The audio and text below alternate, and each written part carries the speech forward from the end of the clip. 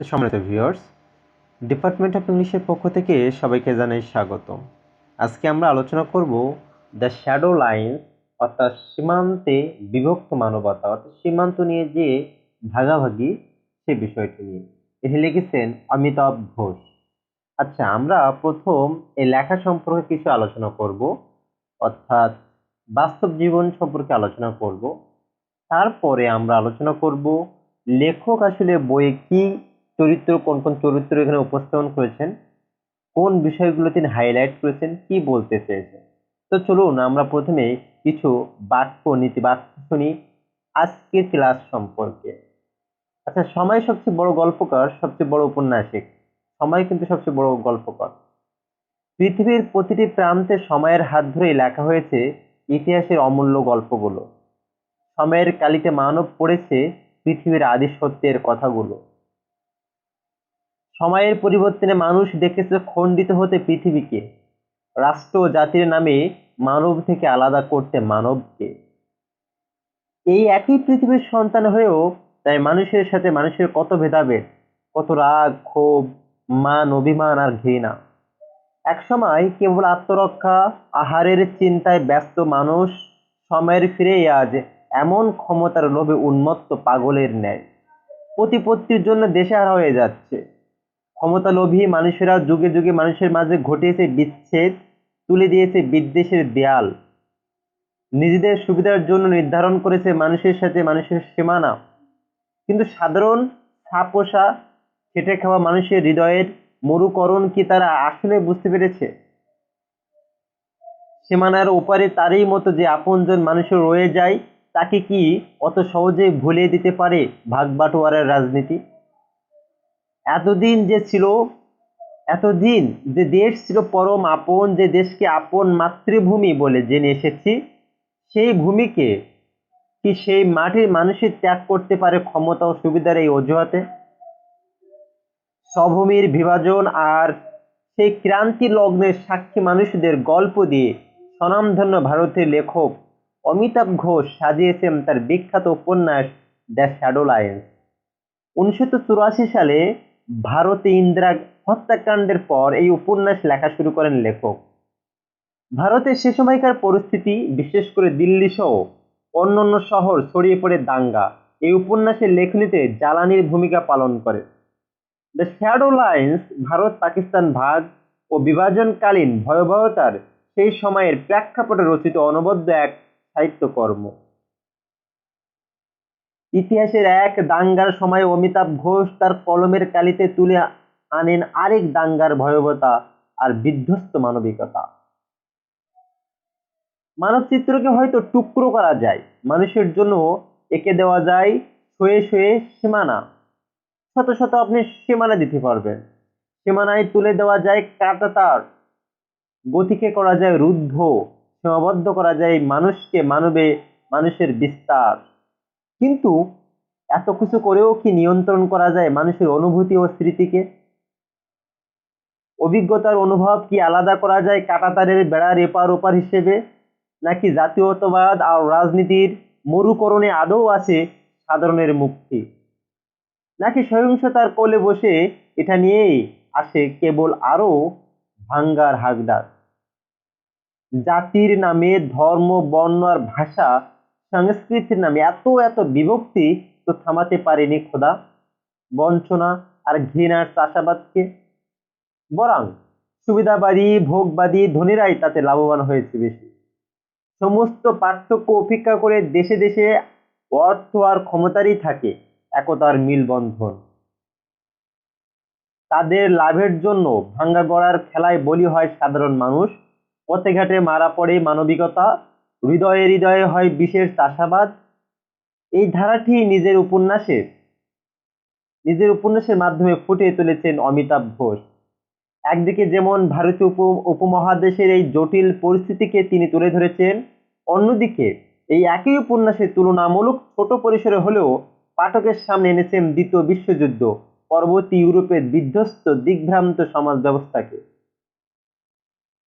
লক্ষ্যহীন ইউরোপের পরিবারগুলো, সমাজ ব্যবস্থা তখন নানা দিকে ভাঙছে ও ছুটছে। মানুষের মন সেখানে অস্থির, নিরাপত্তাহীন, ক্লান্ত, শ্রান্ত।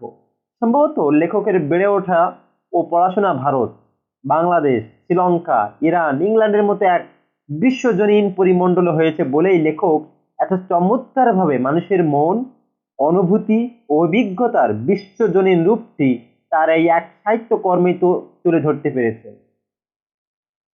আচ্ছা, গল্প শুরু হয় যখন ৮০ দশকের শুরুতে লন্ডনে বসে বেনামি ব্যক্তি তার ঠাকুরমা পরিবার ও দেশভাগের সময়কার কথা বলতে থাকে। ১৯০২ সালে অবিভক্ত ব্রিটিশ ইন্ডিয়া ও ঢাকাতে জন্মগ্রহণ করেন বক্তা ঠাম্মা। কিশোরী বয়সে দেখে নিজের বৃহৎ একান্নবর্তী পরিবারের ভাগ হয়ে তার বাবা আর জ্যাঠামশাই কিভাবে বাড়ির মাঝে দেয়াল তুলে দেয়। ভাগাভাগি দেখার শুরুটা তখনই। ব্যক্তিজীবনে ঠাম্মা স্বামীর সাথে কলকাতায় চলে আসেন, বোন মায়াদেবী চলে যায় লন্ডনে। ব্রিটিশ বিরোধী আন্দোলনের সাথে সরাসরি জড়িত ঠাম্মাকে দেশ বিভাগ প্রাথমিক পর্যায়ে তেমন নাড়া দেয় না। অন্যদিকে মায়াদেবীর ছেলে ত্রিদীপ এই উপন্যাসের আরো গুরুত্বপূর্ণ চরিত্র, যে তার পরিবারের সাথে ৯ বছর বয়সেই লন্ডনে চলে যায় এবং যার শৈশব কাটে দ্বিতীয় বিশ্বযুদ্ধে ইউরোপের বোমা বিধ্বস্ত এলাকাগুলো ঘুরে আর আধুনিক গান শুনে। ১৯৪০ সালে বোমার আঘাতে লন্ডনে পারিবারিক বন্ধুর মৃত্যু ও ঘরবাড়ি ধ্বংসের পর ত্রিদিবের পরিবার ইন্ডিয়া চলে আসে। যুদ্ধ, দেশ আর ভ্রমণ বিষয় ত্রিদিবের দারুণ সব অভিজ্ঞতা আর জ্ঞান উপন্যাসের বক্তাকে সব সময় মুগ্ধ করে রাখে। বক্তা যদিও কলকাতার বাইরে কখনো যায়নি, তবু ত্রিদিবের কাছে নিজের কল্পনাকে বাইরের জগতের মতো সত্য বলে জেনে ত্রিদিবের অভিজ্ঞতা আর নিজের কল্পনার জোরে বাইরের পৃথিবীকে চিনেছে সে বহুদূর। ইলা উপন্যাসের এক অন্যতম গুরুত্বপূর্ণ চরিত্র। কম বয়সী হয়েও কল্পনার জগৎ থেকে বহুদূরে বাস করেন তিনি। এই ইলাকেই দেখা যায় লন্ডনের বাস্তববাদী পরিবেশে বেড়ে উঠেও ইন্ডিয়ায় এসে নিজের বানানো গল্পের কারণে কেঁদে ভেঙে পড়তে এবং জানান দিতে যে মানসিকভাবে সে কত দুর্বল। আরেক গুরুত্বপূর্ণ চরিত্র হচ্ছে ত্রিদিবের আকাঙ্ক্ষিত নারী মেয়ে, যে কিনা চায় যুদ্ধের ধ্বংসস্তূপের ওপর দাঁড়িয়ে প্রেমিকের সাথে নিজের কামনা চরিতার্থ করতে, যেমনটি তাকে একসময় স্বপ্ন দেখিয়েছিলেন ত্রিদিব। কিন্তু দুজনেই তাদের চাওয়াতে থেকে যায় অসম্পূর্ণ, অনিশ্চিত। যুদ্ধকালীন ও তার পরবর্তী সময়ে ইউরোপের সমাজ ও মানুষের মনের অনিশ্চয়তা, অপূর্ণতা, অস্থিরতা, ব্যর্থ আবেগ আর হাহাকার ফুটে ওঠে লেখকের এই তুলনামূলক ছোট কিন্তু তাৎপর্যপূর্ণ চরিত্রগুলোর মধ্য দিয়ে। তবে উপন্যাসটির সবচেয়ে গুরুত্বপূর্ণ ঘটনা হিসেবে তুলে ধরা হয় ঠাম্মা আর ত্রিদিবের ঢাকা থাকাকালীন সময়ে ঘটে যাওয়া মর্মান্তিক দাঙ্গাকে। দেশভাগের ফলে বিভাজিত হয়ে যাওয়া পরিবারকে আরেকবার এক করার উদ্দেশ্যে এবং পিতৃতুল্য বৃদ্ধ জ্যাঠামশাইকে নিজের কাছে নিয়ে আসার জন্য ত্রিদিব মেয়ে আর অন্যান্যদেরকে সাথে নিয়ে ঢাকায় যায় ঠাম্মা।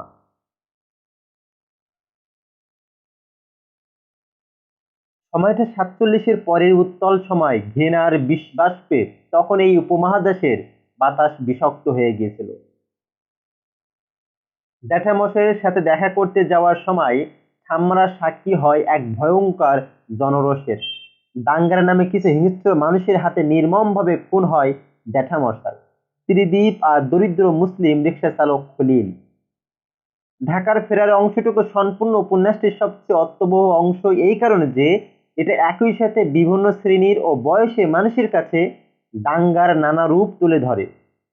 ঠাম্মার কাছে প্রথমে এই দাঙ্গা কিছু বিচ্ছিন্ন গন্ডগোল মনে হলেও পরে তাই তার জীবনের সবচেয়ে গাঢ় দাগ কেটে যায় আর তাকে সারা জীবনের জন্য বদলে দেয়।